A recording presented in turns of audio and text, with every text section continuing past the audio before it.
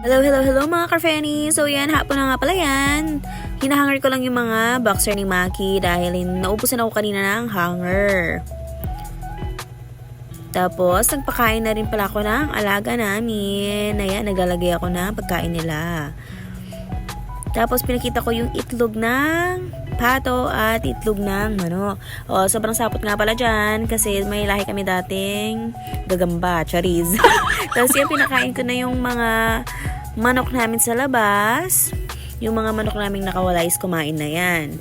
So, yung mga nakakulong na lang, ang papakainin ko. Yan, ako nga pala ang nakatoka sa pagpapakain ng mga alaga namin pag umaga at paghapon. Kasi pag Sabado at Linggo or minsan sa Linggo, si Josawa ang nagpapakain. Tapos kinagabihan, naglagay nga pala si Josawa ng mouse trap. Yan, pinagbibili niya sa Shopee.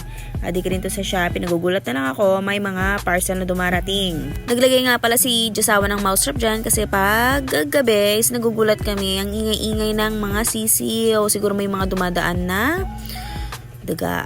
Tapos yan, daming langgam. Kinagat yung mga paa ko. So, hanggang dito na lang. Thank you for watching, guys!